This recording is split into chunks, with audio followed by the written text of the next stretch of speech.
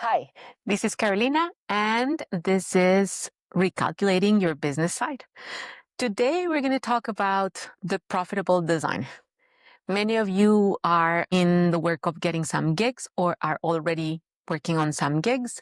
Many of you are side hustlers or would like to have a side hustle, or you're freelancers and you like to work on projects. You want to have a venture, or maybe you're a new entrepreneur.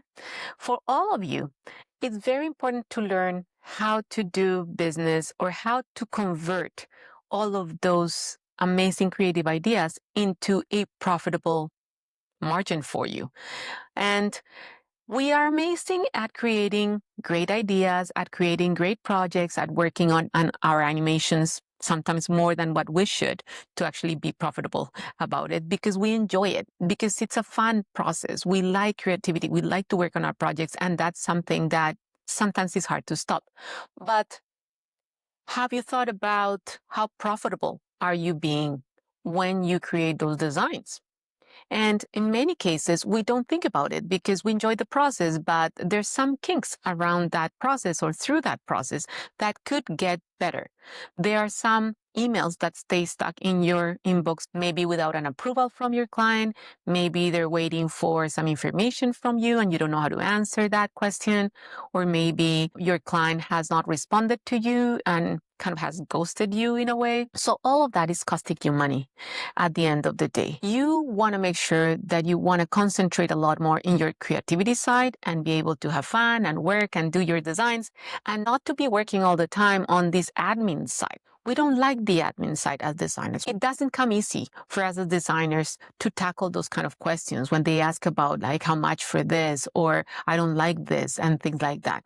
So in this episode, we're going to talk about the 5 emails that are secretly costing you money and that maybe you have not seen.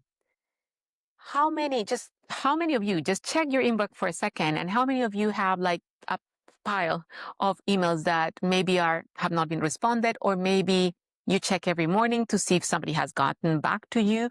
And I tell you one small story that happened to me as I was in sales. I kept on sending really nice sales emails with beautiful samples of our work and the place that I was working for. And I kept on sending even the catalogs and some ideas on how projects look like. And many times I will get nothing. And I kept on thinking, but why are they not responding to my email? At least say no. I don't know. Just say something that at least tells me you are interested or not. But then I realized that I was sending an email without a plan, that I was sending an email without asking for a response, without what we call the CTA, a call to action. I was just sending an email saying, hey, I hope you like it. That's it. But I didn't say at the end, if you're interested, send me an email. I'll be happy to send you more information. Or if you're not interested, please let me know. So then I know. And if you know anybody that might be interested, I would love to get your referral. So in a way, you're asking your client to do an action, to actually respond to you. So that's important. I didn't realize how important that was. And that became one of the answers to my biggest question. And that was, why was I not getting any response from my clients? So let's go over those 5 emails that are costing you money and that you haven't realized are there. The first one is the vague inquiry. So the one that they ask you about the prices, like, hey, how much will you charge for a logo? Or how much will it be for this animation? And you're thinking, I don't know, like I don't even know the scope of your project and I have no idea how to respond to you. So easiest response is like just to ask back and say, what are you looking for? And just talk a little bit more about the project. But that's a tricky email to get. The second email is the scope creep. The typical email that say, oh, I loved your design, but I'd like to see some changes here and there. Can you do this? Can you do that? And those emails are those trail of emails that have like 5, 6 pages that are back and forth, back and forth, back and forth. And that detracts you from, first, getting more clients, and second, being able to get paid for what you've done. And after some time, if you do some analytics on your client and on your project and how long it took, maybe you end up owing your client money because you've been working so hard in that project, and it's been so long since you've gotten paid for what you're worth. So that's a tricky email. Be careful with that one. The awkward feedback email. That's the one that is super subjective, that they tell you, oh, I don't like it. And you're thinking, okay, great. So what do you like? What do you think? And first it hits you because it's your design. So you're thinking, oh my God. So half of the day you're thinking, why did they like it? I loved it. And I showed it to my friends that they loved it. How come? And I was really good at it. And I made a good job with this. So first it hits you. So don't take it personally. First thing, there's no reason for that. And secondly, just send back an email and say, what's the part that you don't like? Then we go into the fourth email, the overdue invoice. Nobody wants to ask for money, but it's even worse to remind someone that they're owing you money. So that's the email that most likely is there in your inbox, just pending your response. And that is the reason you might not be getting paid timely. So not getting paid timely is not the greatest thing, but it's also hard if they start occurring. So if you have clients and they all end up maybe on that bracket, or some of them are there, you need to figure out a way to be able to tackle that issue. This is an issue that for designers, it's a challenge. Asking for money for our own projects and reminding others that they owe us money. And we have the fifth email, the I'm sorry email. Sometimes as designers, we apologize for one thing or the other, or we say, well, maybe I should have done this better. Let me figure this out. Or we see our design, and it's not that we apologize literally as like, I'm sorry, but we tend to sometimes say, well, I see what you see. Yeah, I was trying to do this better, but I didn't get there. But we forget that when our clients are paying for designs, they're buying our designs, we are the experts. And many times they don't even know about design. They don't know, or they don't see what we see. We're just so hard on ourselves. We are so much as a perfectionist when it comes to design, and we're so used to critiques and our instructors giving us rough feedback that when we present our design, sometimes we're actually presenting it in a way that it's almost like apologetic. So our emails also show that internally. So think about like those 5 emails, and I'm pretty sure that some of those are in your inbox today, and they're preventing you from getting either that quote that you're looking for, or the payment that you're looking for, or just a relationship that you want to have with that client, because it almost as if you get completely frozen. You get that email and you think about it one day, then the next day, then it's been a week, and you're like, oh my goodness, I have to respond to this email, but I just don't know what to say because I need to tell this person that they owe me money still. Or maybe when you get back to them at that point, you've had a frenetic week thinking, I really need to ask for this money. And then when you ask the question, you don't ask it in a way that it's getting you the money, but it actually prevents you from it, because maybe you ask in a way that is harsh to the client because you're already frazzled and concerned. Or maybe when you ask for it, it's also in an apologetic way, so the client doesn't feel that it's like an urgent thing, so they still don't pay you.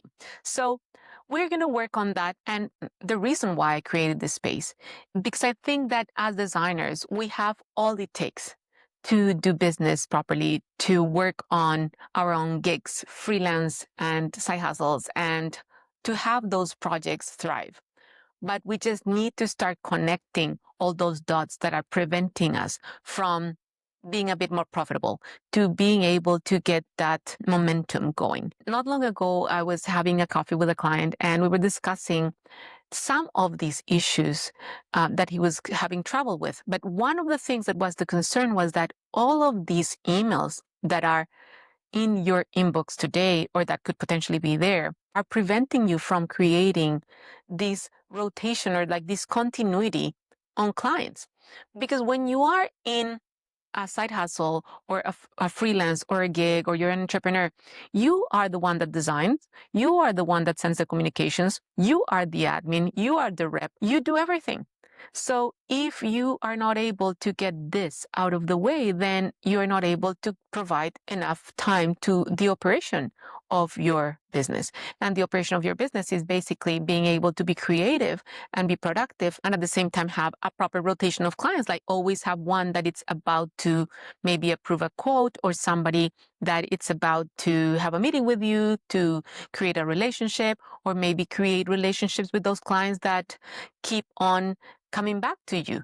And that is not easy for us, because either we concentrate on building our designs and creating all of that beautiful logos and products, or we're looking for clients. And generally, we work on the client, we get the quote, the client approves, we start working on our project, and all of these emails get in the way from us being able to have the time to keep on looking for clients. So then when this gig ends, or when this project ends, we have something else lined up. So this is one of the things that we're going to talk about a little bit more in detail in Master Your Communication course. Today, we send lots of emails, lots of text. We don't communicate as much through the phone, or we don't have that much time to go to meetings. But if you're able to tackle those email conversations well, your life will be so easy. When I started in sales, the first thing that I did was to figure out a way to get paid faster. I was on commission. I was starting. I was not good at sales. I was a designer. So I really needed to figure out why it was taking me 10 emails to be able to get an approval. And then obviously another 10 emails to actually get that converted into my commission. So I started figuring it out, analyzing what I was doing wrong. And one of the things was that just not listening, not paying attention what the client was saying, and then sending those emails. And one of the things was just letting those emails pile up in my inbox. The second thing was not being able to be assertive in my responses or my questions to my clients. And that was costing me money. And that is costing you money. So I ended up going from 10 emails to 3 or 4, and getting the money in half of the time and getting the approvals in half of the time, so I can concentrate on the next best thing. So that is what I want to teach you. And that's one of the things that you're going to learn when you get into my new Master Your Email Communication course. I'm looking forward to seeing you all in that course soon. If you're interested in getting some more information and being part of the waitlist and getting some perks for doing so, make sure that you send me an email to carolina@thebusinesssideofdesign.com, or just click the button below and add yourself to our waitlist. Thank you for being here. Follow me on Instagram for more quick tips, and subscribe to my channel so we can keep on learning together. See you in the next episode.